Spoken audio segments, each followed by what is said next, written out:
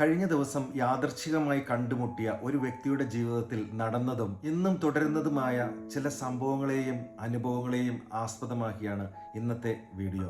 അദ്ദേഹത്തെ ആദ്യമായി കണ്ടുമുട്ടിയ ആ നിമിഷം തന്നെ അദ്ദേഹത്തിന്റെ കണ്ണുകളിൽ എന്തോ ഒരു വേദന കടിച്ചമർത്തുന്ന പോലെ എനിക്ക് തോന്നി.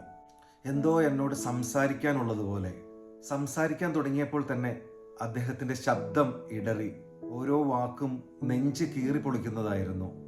ഒടുവിൽ അദ്ദേഹത്തിന്റെ കണ്ണുകളിൽ നിന്ന് കണ്ണുനീർ ഒഴുകി തുടങ്ങി. അദ്ദേഹം വിറയുന്ന ശബ്ദത്തിൽ എന്നോട് പറഞ്ഞു, എൻ്റെ ജീവിതത്തിലെ ഏറ്റവും മനോഹരമായ വർഷങ്ങൾ മുഴുവൻ ഞാൻ എൻ്റെ കുടുംബത്തിന് വേണ്ടി സമർപ്പിച്ചു. എൻ്റെ ഭാര്യയുടെ സ്വപ്നങ്ങൾ പൂവണിയാൻ ഞാൻ എൻ്റെ സ്വപ്നങ്ങൾ പോലും മറന്നു. അന്ന് അവൾ ഒരു ചെറിയ ജോലിയായിരുന്നു നാട്ടിലെ ഹോസ്പിറ്റലിൽ ചെയ്തിരുന്നത്. ഇന്ന് അവൾ ഈ രാജ്യത്ത് വലിയൊരു ഹോസ്പിറ്റലിൽ വലിയൊരു സ്ഥാനത്തേക്ക് എത്തി. പക്ഷേ എല്ലാം നേടിയ ഈ ജീവിതത്തിൽ ഞാൻ മാത്രം തോറ്റുപോയി. ഇന്ന് ഞാൻ എൻ്റെ സ്വന്തം വീട്ടിൽ പോലും അന്യനാണ്. കുറേ നാളുകളായി വാടക വീട്ടിൽ ഒറ്റയ്ക്ക് കഴിയുകയാണ്. എൻ്റെ കുട്ടികൾ പോലും എന്നോട് സംസാരിക്കുന്നില്ല. ആ വാക്കുകൾ കേട്ടപ്പോൾ എൻ്റെ ഹൃദയം വിങ്ങിപ്പോയി. അദ്ദേഹം പറഞ്ഞു, സ്വന്തം നാട്ടിൽ ജീവിച്ചിരുന്ന കാലത്ത് കുടുംബത്തിന് ആവശ്യമായിട്ടുള്ളതെല്ലാം ചെയ്തിരുന്നത് താനാണെന്ന്. നല്ല ശമ്പളമുള്ള ജോലി ഉണ്ടായിരുന്നതിനാൽ തന്നെ കുടുംബത്തിന്റെ എല്ലാ ബാധ്യതകളും അദ്ദേഹം സന്തോഷത്തോടെ ഏറ്റെടുത്തു. കുടുംബത്തിന്റെ ഭാവി സുരക്ഷിതമാക്കാനും കുട്ടികൾക്കൊരു നല്ല ജീവിതം ലഭിക്കുന്നതിനുമായി യൂറോപ്പിലേക്ക് പോകാനുള്ള അവസരം വന്നപ്പോൾ അദ്ദേഹം ഒരു നിമിഷം പോലും മടിച്ചില്ല. സ്വന്തം പാരമ്പര്യമായി കിട്ടിയ ഭൂമിയും വീടും വരെ വിറ്റു. വർഷങ്ങളായി വിയർപ്പൊഴുക്കി സമ്പാദിച്ചതെല്ലാം ഒരു ഏജന്റിന്റെ കൈകളിൽ ഏൽപ്പിച്ചു. കാരണം തന്റെ ഭാര്യയ്ക്കും മക്കൾക്കും നല്ല ഭാവി വേണമെന്ന സ്വപ്നം മാത്രമായിരുന്നു അദ്ദേഹത്തിനുണ്ടായിരുന്നത്. പിന്നീട് യൂറോപ്പിൽ എത്തിയപ്പോഴും ഗൾഫിൽ വർഷങ്ങളോളം കഷ്ടപ്പെട്ട് സമ്പാദിച്ചിരുന്ന പണം മുഴുവൻ കുടുംബത്തിന്റെ ദൈനംദിന ചെലവുകൾക്കും വാഹനം വാങ്ങുന്നതിനുമായും എല്ലാം ചിലവഴിച്ചു. എന്നാൽ വിധി അദ്ദേഹത്തോട് ക്രൂരത കാട്ടി. നാട്ടിലും ഗൾഫിലുമായി വർഷങ്ങളുടെ അനുഭവവും കഴിവും ഉണ്ടായിരുന്നിട്ടും അദ്ദേഹത്തിന്റെ യോഗ്യതയ്ക്കൊത്ത ഒരു ജോലി ലഭിച്ചില്ല.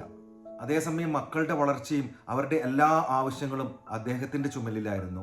സ്വന്തം വേദനകൾ മനസ്സിലൊതുക്കി ചെറിയ ചെറിയ ജോലികൾ ചെയ്തുകൊണ്ട് കുടുംബം മുന്നോട്ട് കൊണ്ടുപോകാൻ അദ്ദേഹം പോരാടി. കാലം കടന്നുപോയി. ഭാര്യ തൊഴിൽ രംഗത്ത് ഉയരങ്ങൾ കീഴടക്കി. ഹോസ്പിറ്റലിലെ ഒരു ഉയർന്ന മാനേജർ സ്ഥാനത്തേക്ക് അവർ എത്തി. പക്ഷെ ഭർത്താവ് തന്റെ സമ്പാദ്യം മുഴുവൻ കുടുംബത്തിന് വേണ്ടി ചിലവഴിച്ചുകൊണ്ടിരിക്കുമ്പോൾ ഭാര്യ തന്റെ ശമ്പളം സൂക്ഷിച്ചു വെച്ചു. പിന്നീട് സ്വന്തം പേരിൽ യൂറോപ്പിൽ ഒരു വലിയ വീട് വാങ്ങുകയും ചെയ്തു.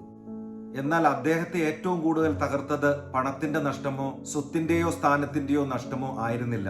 ഒരു കാലത്ത് തന്റെ ലോകം എന്ന് പറയുന്നത് കുടുംബം മാത്രമായിരുന്നു. ആ കുടുംബം തന്നെ ഇന്ന് അദ്ദേഹത്തെ ഒരു അന്യനായി കാണുന്നു എന്ന് കണ്ണു നിറഞ്ഞുകൊണ്ട് അദ്ദേഹം പറഞ്ഞു. ഇന്ന് അവൾക്ക് എന്നെ തന്റെ ഭർത്താവായി മറ്റുള്ളവർക്ക് പരിചയപ്പെടുത്തുവാൻ പോലും മടിയാണ്. എന്റെ മക്കൾ പോലും എന്നിൽ നിന്ന് അകന്നു പോയിരിക്കുന്നു. ജീവിതം മുഴുവൻ ഞാൻ ജീവിച്ചത് അവർക്ക് വേണ്ടിയായിരുന്നു. എന്നാൽ ഇന്ന് ഞാൻ ഒറ്റയ്ക്കാണ്. ആ നിമിഷം അദ്ദേഹത്തിന്റെ മുന്നിലിരുന്ന ഞാൻ ഒരു ഭർത്താവിന്റെ വേദന മാത്രമല്ല കണ്ടത്. സ്വന്തം ജീവിതവും സ്വപ്നങ്ങളും സന്തോഷങ്ങളും കുടുംബത്തിന് വേണ്ടി ത്യജിച്ച ഒരാളുടെ തകർന്ന ഹൃദയമാണ് ഞാൻ കണ്ടത്. ചില മുറിവുകൾ ശരീരത്തിലല്ല ഉണ്ടാകുന്നത്, അവ ഹൃദയത്തിലാണ് പതിയുന്നത്. ചില കണ്ണുനീർ കണ്ണുകളിൽ നിന്ന് ഒഴുകിപ്പോകും, പക്ഷെ ചിലത് ജീവിതകാലം മുഴുവൻ മനസ്സിനുള്ളിൽ കത്തിക്കൊണ്ടിരിക്കും. ഇന്നും അദ്ദേഹത്തിന്റെ നിറഞ്ഞ കണ്ണുകളും വിറയുന്ന ശബ്ദവും എൻ്റെ മനസ്സിൽ നിന്നും മായുന്നില്ല. എന്നാൽ പ്രിയപ്പെട്ടവരെ, ഈ ഒരു അനുഭവം കൊണ്ട് എല്ലാ സ്ത്രീകളെയും കുറ്റപ്പെടുത്തുവാൻ കഴിയില്ല. അതുപോലെ എല്ലാ പുരുഷന്മാരെയും നിരപരാധികളായി കാണാനും കഴിയില്ല. പ്രശ്നം പുരുഷനോ സ്ത്രീയിലോ എന്നതിലല്ല. പ്രശ്നം പലപ്പോഴും നമ്മുടെ ഹൃദയത്തിൽ വളരുന്ന അഹങ്കാരത്തിലും നന്ദിയില്ലായ്മയിലും സ്നേഹം കുറയുന്നതിലുമാണ്.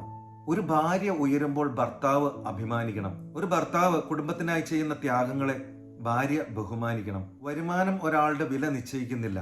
ചില പുരുഷന്മാർ ഭാര്യയുടെ വിജയത്തെ അംഗീകരിക്കാൻ കഴിയാതെ പോകുന്നു.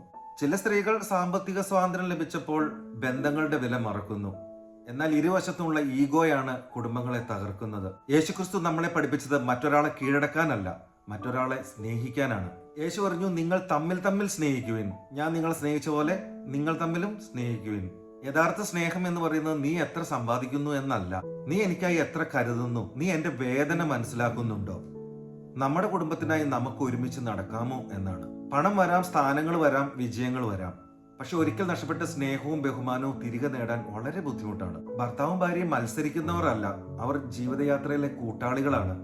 നമുക്ക് നമ്മുടെ വീടുകളിൽ യേശുവിന്റെ സ്നേഹം കൊണ്ടുവരാം. അവിടെ ഞാൻ വലിയവൻ എന്ന ചിന്ത മാറി നാം ഒന്നാണ് എന്ന ചിന്ത വളരട്ടെ. ഒരു കുടുംബത്തിന്റെ ഏറ്റവും വലിയ സമ്പത്ത് ബാങ്ക് അക്കൗണ്ട് അല്ല, പരസ്പര ബഹുമാനവും ക്ഷമയും സ്നേഹവുമാണ്. ദൈവം എല്ലാ കുടുംബങ്ങളെയും അനുഗ്രഹിക്കട്ടെ. നന്ദി. ദൈവ തിരുനാമം മാത്രം മഹത്വപ്പെടുമാറാകട്ടെ.